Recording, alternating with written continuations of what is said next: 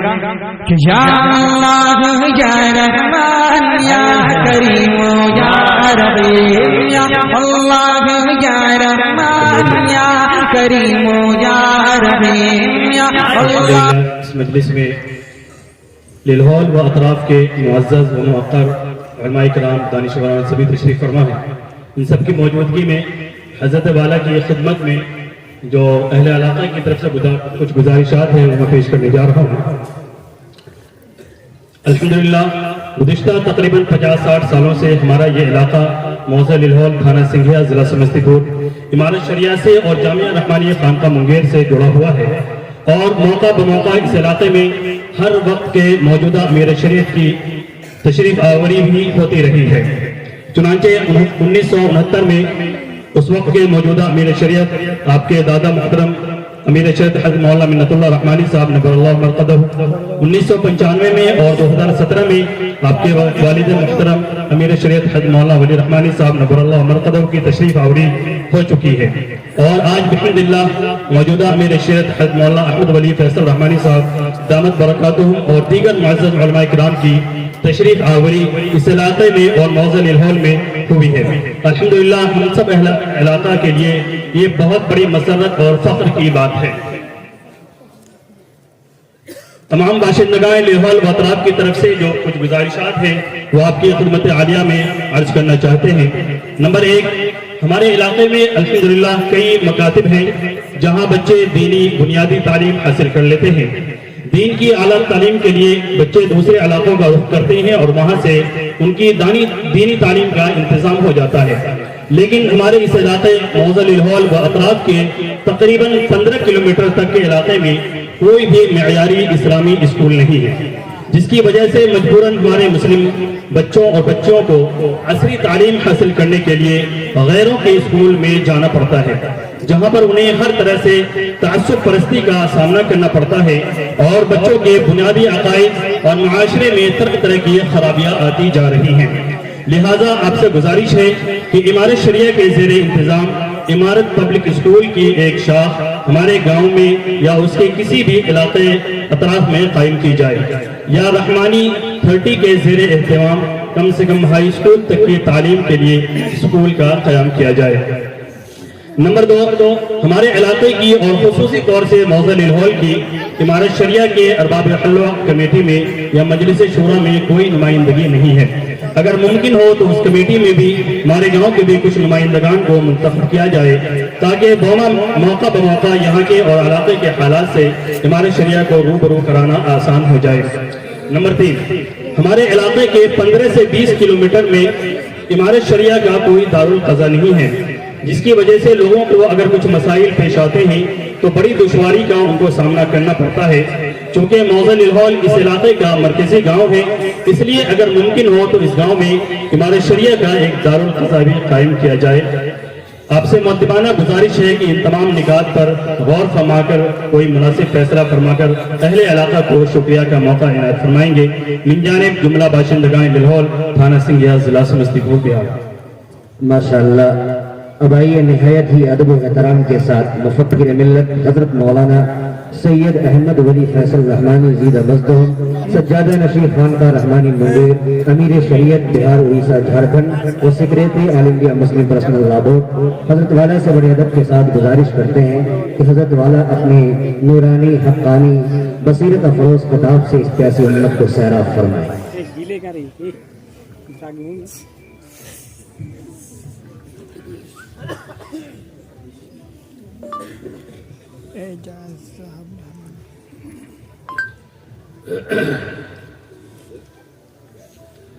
بسم اللہ الرحمن الرحیم.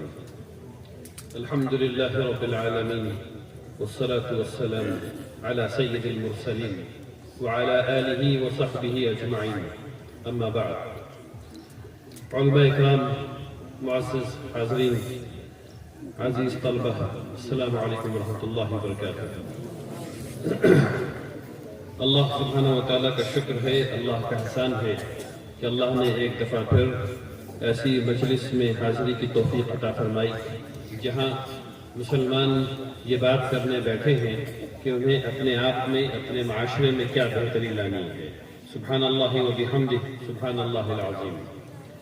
اللہ تبارک تعالیٰ کی حمد و ثنا کے بعد میں بہت شکر گزار ہوں آپ تمام حضرات کا، اس جلسے کے منتظمین کا، جنہوں نے اتنی محبت سے مجھے یہاں آنے کی دعوت دی۔ بارک اللہ فیکم جمیعا۔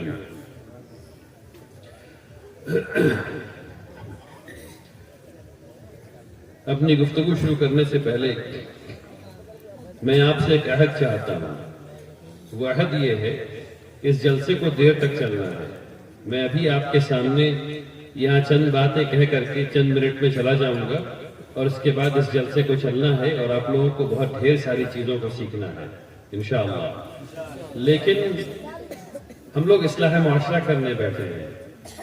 یہ بات کتنی غلط ہوگی کہ اصلاح کا پہلا کام یہ ہو کہ فجر چھوٹ جائے۔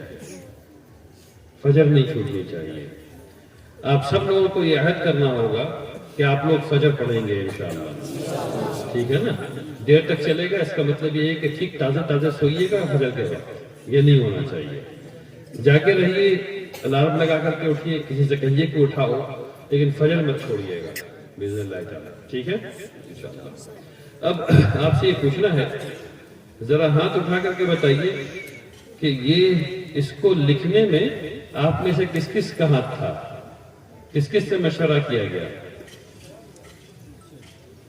پیچھے 2 آدمی ہیں، 3 4 5 6 7 8 9 10 11 12۔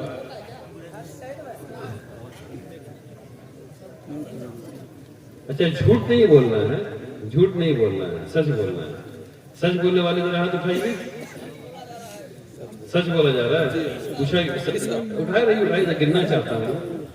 ٹھیک ہے، الحمدللہ نسبتاً بہتر حالات ہے، جتنی خراب ہے سمجھ رہا تھا اتنی خراب نہیں ہے الحمدللہ رب العالمین۔ ٹھیک بارک اللہ۔ میں وہی دیکھنا چاہ رہا تھا کہ مشورہ ہوا ہے یا 3 لوگوں نے بیٹھ کے کمرے میں اس کو لے لیا ہے۔ الحمدللہ، ٹھیک، بہت اچھی بات۔ دیکھیے، اسلام کے تمام کام میں مشورہ ہے، اسلام کے تمام کام میں مشورہ ہے، اور مشورے کی جگہ مسجد ہے، اللہ کا گھر ہے، اس لیے سب کا دل مائل رہتا ہے، سب کا دل جو ہے ملائم رہتا ہے۔ مشورہ کرنا بھی آسان ہوتا ہے، نتیجے تک پہنچنا بھی آسان ہوتا ہے۔ تو جب بھی کوئی کام کرنا ہو مسجد استعمال کیجیے، اس کے لیے اچھے کاموں کے لیے، اچھے مشورے کے لیے۔ خرید فروخت کے لیے نہیں کہہ رہا، خرید فروخت کے لیے نہیں کہہ رہا، اسلامی کام کے لیے کہہ رہا۔ مسجد کا استعمال کیجیے، اس سے بڑا فائدہ ہوگا۔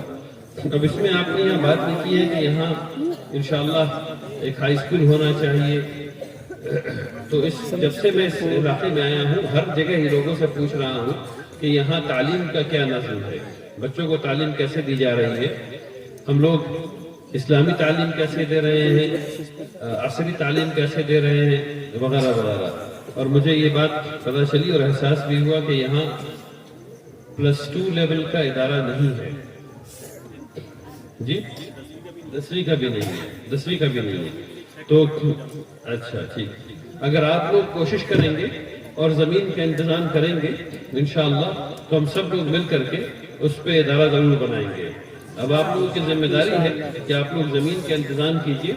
دیکھیے CBSE جو ہے نا، اس کی بڑی شرائط ہے، 5 ایکڑ زمین ہونی چاہیے، ایسی بلڈنگ ہونی چاہیے، ایسا یہ ہونا چاہیے، ایسا وہ ہونا چاہیے، لمبا خرچ ہے، اور پھر اساتذہ کے رہنے کی جگہ وغیرہ وغیرہ۔ لیکن یہ ناممکن نہیں ہے، یہ ناممکن نہیں ہے۔ آپ لوگ چاہیں تو چھوٹے سے شروع کر کے بڑا کر سکتے ہیں، لیکن اصل بات جو ہوتی ہے وہ زمین کی ہوتی ہے۔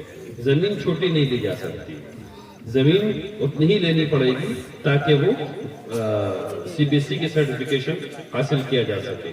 تو اس کا انتظام آپ لوگ کیجئے انشاءاللہ، اس کے بعد اگلے مرحلے میں پھر لوگ آگے بات چیت کریں گے اس پہ۔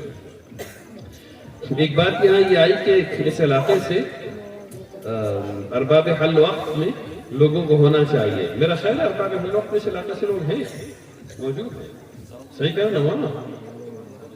اس گاؤں کے مکھیا عثمان صاحب جی، مطلب ہر جگہ سے نہیں ہو سکتے نا، علاقے سے ہوتے ہیں انشاءاللہ، لیکن جو ہونے چاہیے اصل وہ نقبہ ہونے چاہیے۔ آپ کے علاقے میں امارت شریعہ کے نقبہ ہے یا نہیں ہے نا؟ تو وہ نمائندگی کرتے ہیں آپ کی پوری، اور وہ بات مجھ تک آنی چاہیے۔ اگر نقبہ اپنا کام نہیں کر رہے ہیں ان سے کہیے کہ انشاءاللہ وہ اپنا کام کریں. اگر آپ کی کوئی بات ہے تو یہ ان کی ذمہ داری ہے کہ وہ آپ کی بات مجھ تک پہنچائیں اور میری بات آپ تک پہنچائیں انشاءاللہ. لیکن اس پہ انشاءاللہ ضرور غور کریں گے. تیسری بات کیا تھی مولانا؟ دارالقضاء. یہ تو بہت اہم بات ہے. دارالقضاء آج کے وقت میں مسلم معاشرے کے لیے بے پناہ ضروری ہے. میں اس کو کہتا ہوں کہ یہ مسلمانوں کے مسائل کو حل کرنے والا مرکز ہے. مسلمانوں کے مسائل کو حل کرنے والا مرکز ہے. دارالقضاء کے سلسلے میں آپ غالباً یہ جانتے ہیں کہ طلاق سینٹر ہے. یہی جانتے ہیں نا کہ صرف طلاق ہوتی ہے اس میں. ایسا نہیں ہے، بالکل نہیں. دارالقضاء میں بہت ڈھیر سارے کام ہوتے ہیں. نکاح اور طلاق ایک چیز ہے، اس کے علاوہ بہت ڈھیر سارے کام ہیں. مثلاً آپ تمام حضرات کی یہ ضرورت ہے، خاص کر کے آج کے زمانے کو دیکھتے ہوئے، کہ آپ کے پاس آپ نے کچھ چیزیں کمائی ہیں اپنی زندگی میں. آپ نے کچھ اپنے کپڑے بنائے ہیں، آپ کے پاس ایک بکسا ہے، آپ کے پاس چند پلیٹ ہے، اور یہ بہت کافی ہے. یعنی ایک کپڑا بھی کافی ہے، لیکن آپ کے پاس کچھ زمین ہے، کچھ جائیداد ہے، گھر ہے، وغیرہ وغیرہ. جو بھی چیز آپ نے بنائی ہے، کہ آپ کو پتا ہے کہ آپ کے وارث کون کون ہوں گے؟ اگر آج خدا نخواستہ ہم میں سے کسی کے جانے کا وقت آ گیا تو ہمارا وارث کون کون ہوگا ہم کو پتا ہے؟ آپ کے جانے کے بعد آپ کی وراثت کیسے بٹے گی پتا ہے؟ نہیں پتا ہے. یہ پتا ہونا چاہیے میرے بھائیوں. دارالقضاء میں یہ پتا کیا جاتا ہے. لیکن دارالقضاء بننے کا انتظار مت کیجیے. آپ کے پاس ماشاءاللہ اتنے ڈھیر سارے یہاں ہی بیٹھے ہوئے، ادھر سے ادھر بھی بیٹھے ہوئے علماء حضرات بیٹھے ہوئے جو آپ کو بتائیں گے کہ یہ چیزیں کیسے تقسیم کی جاتی ہیں. اس بات کو سمجھیے، وراثت کا نظام اسلام کے اندر سب سے زیادہ اچھا اور عمدہ ہے. کیوں؟ کیونکہ اس کو اللہ سبحانہ و تعالیٰ نے دیا ہے. ابھی اگر امریکہ میں لندن میں شوہر کا انتقال ہو گیا، سارے جائیداد بیوی کی، شوہر کے امی ابو کچھ نہیں، پالنے والے کچھ نہیں، اگر کسی نے ان کو پالا تھا کچھ نہیں، کسی نے مدد کی تھی کچھ نہیں. اسلام میں ایسا نہیں ہے. تو اسلام کا نظام کیسے کام کرتا ہے؟ لیکن اسلام کے نظام کو جیسے کام کرتا ہے اس کو سمجھانے سے پہلے میں یہ سمجھانا چاہتا ہوں آپ کو کہ اگر آج اگر آپ کے پاس جو بھی جائیداد ہے، آپ کے پاس ایک بیٹا ہے اور ایک بیٹی ہے، آپ نے آدھا آدھا دونوں کو بانٹ دیا. آپ نے کہا 50% اس کا، 50% اس کا. آپ کے پاس مان لیجیے کہ 1 لاکھ روپیہ ہے، 50,000 بیٹی کا، 50,000 بیٹے کا. اب بیٹی بولے گی آپ کو جانے کے بعد کہ میں نے تو باپ کے لیے رات کو اٹھ کے روٹی بنائی تھی، جب سحری وہ کرتے تھے تو روٹی تو میں بناتی تھی، ہم کو بھی 50,000، اور میرے بھائی کو جو نٹھلا ہے جس نے کوئی کام نہیں کیا اس کو بھی 50,000. بھائی کہے گا کہ میں نے اپنے ابا کے لیے زندگی بھر کمایا، ان کی مدد کی. بیٹی کو بھی 50,000 اور ان کو بھی 50,000، دونوں ناخوش. اور آپ کو چاہیے تھی دعائیں مغفرت، وہ آپ کے لے کر کوئی نہیں رہا کیونکہ دونوں ناراض ہیں آپ سے. بات سمجھ میں آ رہی ہے؟ تو اللہ تبارک تعالیٰ نے کیا کہا؟ اللہ نے کہا تمہارے پاس میں نے تم کو یہ عقل ہی نہیں تھی کہ تم وراثت کیسے بانٹو گے، یہ میں اپنے پاس رکھوں گا. تو اللہ نے اس کو اپنے پاس رکھا اور اللہ نے بتا دیا کہ ایسے وراثت بٹے گی، اس کو اس کو اس کو اس کو اس کو، اور ویسے ہی بڑھتی ہے. اگر آپ مسلمان ہیں تو آپ کی ضرورت ہے کہ ویسے بانٹی جائے. جب ویسے بانٹی جائے گی تو نہ آپ کے بیٹے کو کچھ کہنا ہے نہ آپ کی بیٹی کو کچھ کہنا ہے، کیونکہ وہ اللہ کا حکم کے اعتبار سے بانٹی گئی. بات سمجھ میں آ رہی؟ تو آپ کو چاہیے کہ آپ جا کر کے بیٹھیں، لسٹ بنائیے کہ میرے پاس یہ چیز ہے، یہ چیز ہے، یہ چیز ہے، یہ چیز ہے، یہ چیز ہے. تو جا کے قاضی صاحب کے ساتھ بیٹھیے اور بیٹھ کے کہیے کہ آپ بتائیے کہ میرا وارث کون کون ہوگا. وہ آپ سے پوچھیں گے آپ کے گھر میں کون ہے، خاندان میں کون کون لوگ ہیں، کیا کیا رشتہ داری ہے، وغیرہ وغیرہ وغیرہ. اس کے بعد پھر ایک فہرست تیار کریں گے. پھر آپ اس کو دیکھیں گے، ہو سکتا ہے اس میں سے کچھ نام آپ کو پسند نہ آئے کہ اچھا یہ بھی ہو جائے گا وارث، ٹھیک ہے نا. لیکن آپ اس میں کچھ نہیں کہہ سکتے. کیوں؟ کیونکہ اللہ کا حکم ہے، اللہ کی رضا حاصل کرنی ہے تو آپ کو دینا پڑے گا، نہ چاہتے ہوئے دینا پڑے گا، کیونکہ اس میں حکمت اللہ کی ہے. بہت سی چیز ہم لوگ اللہ تبارک تعالیٰ قرآن میں کہتے ہیں کہ چیزیں ایسی ہیں جو تمہیں اس سے کراہیت ہوتی ہے، تم اس کو نہیں چاہتے ہو، تم اس کو نہیں پسند کرتے ہو، لیکن اس میں تمہارے لیے بہتری ہے۔